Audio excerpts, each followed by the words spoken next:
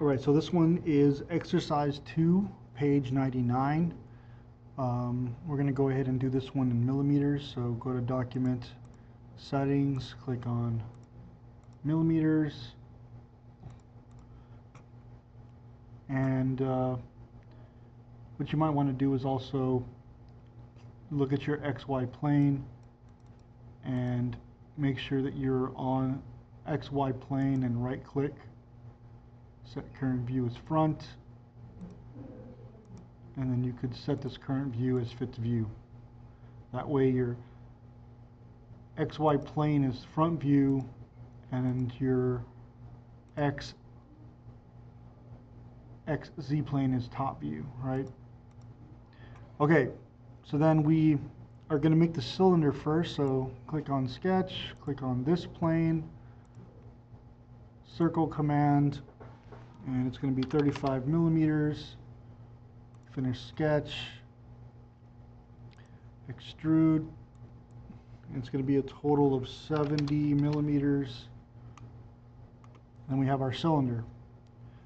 Next step, we click on sketch, we click on the front plane.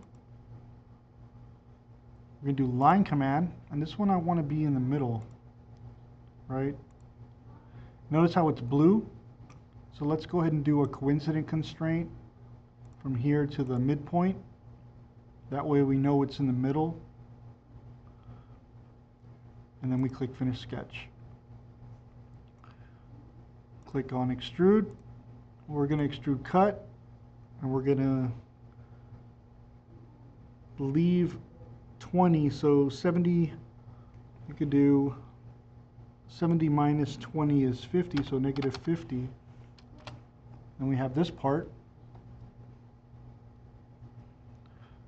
And now all we need to do is cut this part out, right? So then next we click on create sketch, we select this plane. And I could do this two ways, but I'm just gonna do a rectangle. Make it easy, right?